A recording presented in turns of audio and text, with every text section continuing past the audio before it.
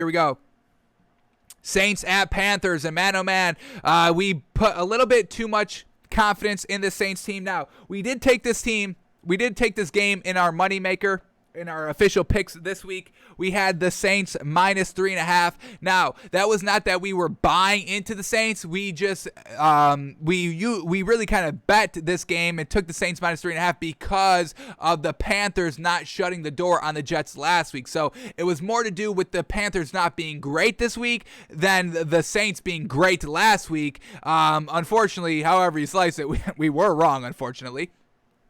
But let's talk about this game. Here we go. Saints-Panthers. Panthers win 26-7, and the Saints were not able to move the ball the entire game. That was the narrative. That was the story of the game, folks. Jameis Winston. And that's why we were a little concerned last week, because Jameis Winston, he had 5 touchdowns, but it only came with 140 passing yards. And that's why we were questioning the game and the Jameis Winston. We liked that Jameis Winston was great in the red zone, and that's what kind of gave us a little confidence going in, that he wasn't turning over the ball and that he was accurate as heck in the red zone.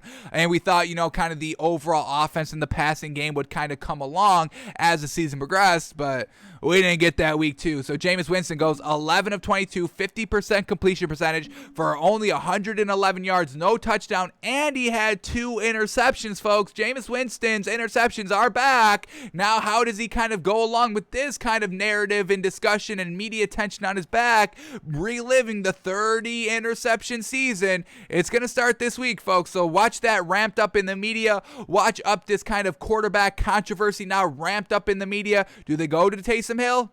It's going to be interesting what they do to week 3.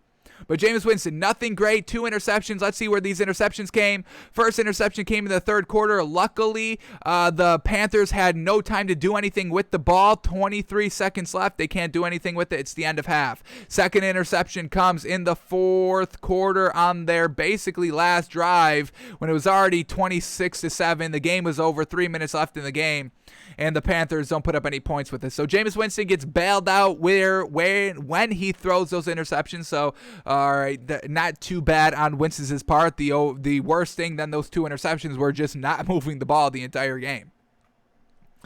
All right, leading rushers here with Jameis Winston. Now we know why they lost the game. This is where the problem is. The leading rusher is Jameis Winston? What the hell is that? That man's not even a dual threat quarterback. Why is that man rushing? 3 carries for 19 yards, and he had a rushing touchdown. Jeez. Second leading rusher for the Saints team, Taysom Hill. 2 carries for 16 yards. What the hell? Where are these running backs? Tony Jones, 3 carries for 7 yards. Alvin Kamara, 8 carries for 5 yards. What the hell was up with this rushing game? Panthers were locking up this rushing game. Jeez Louise. Damn. Saints could not run the ball. That is why they lost. Jeez. All right, and then let's see who Jameis Winston was throwing to. We got Lil Jordan Humphrey, 1 reception for 27 yards. Alvin Kamara, 4 receptions for 25 yards. Juwan Johnson, 1 reception, 23 yards. Chris Hogan, 1 reception, 16 yards. So not going to anybody consistently, not going to anybody big, and they flounder and not able to move the ball. I mean, that's literally what it was. The Saints could not move the ball. I mean, look at these drive charts, folks.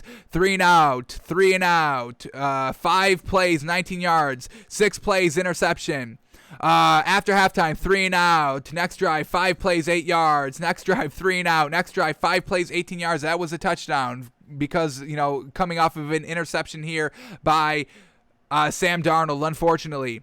Next drive, 3 and out. Next drive, 4 plays, turnover on downs, moving 0 yards. Next drive, interception. They did not move the ball at all, folks. Trash.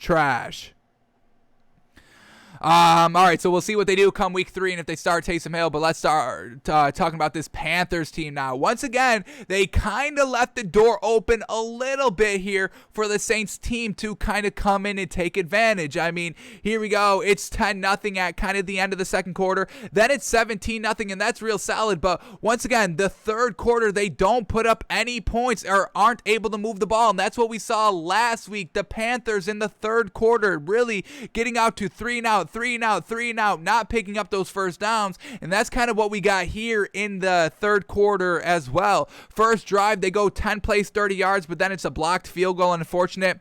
Then it's 3 and out, and then it's an interception. I mean, they left the door open. Now, luckily, the Saints couldn't do anything all game either, so they didn't take advantage of that open door. The Jets kind of took advantage of the open door last week, week 1, where they put up 14 points. It still ended up losing, but they were competitive. So the Panthers still leaving the door open. They shut the door in the fourth quarter, obviously, going up 23-7 and then 26-7, and that's definitely closing the door, but still little not great here by the Panthers. And we've seen the teams that they faced the last 2 weeks, the Jets and the Saints, and yeah, they're winning the game, so we'll give credit to the Panthers, but how they're doing and not really kind of closing it out and keeping and letting the team hang around. I mean, if you're going to face the Rams or the Bucks or the Chiefs, I mean, geez, you face the Chiefs, I mean, you leave the door open for the Chiefs, I mean, they're going to walk right through it, march right through it, bring everybody in. Andy Reid, the backup, the athletic director, or the athletic trainer, not director, the front office, everybody, the owner, the general manager, they will all come piling through that door wide open if you leave it open. So, little concern there by the Panthers, but they're 2-0. We give them credit.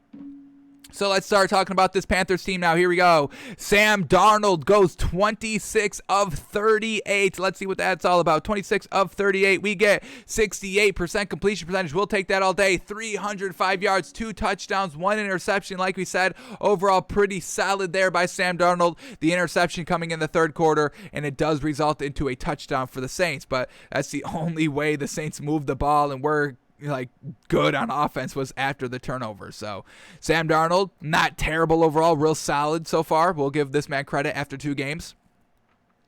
Christian McCaffrey, leading rusher, obviously 24 carries for 72 yards and a touchdown. Leading receivers, DJ Moore, well done by Sam Darnold, 8 receptions for 79 yards and a touchdown. But then it's Christian McCaffrey, second leading receiver here, 5 receptions for 65 yards, no touchdowns. Then it's Dan Arnold, 3 receptions for 55 yards. Brandon Zylstra, 3 receptions for 44 yards and a touchdown. Robbie Anderson, 3 receptions for 38 yards.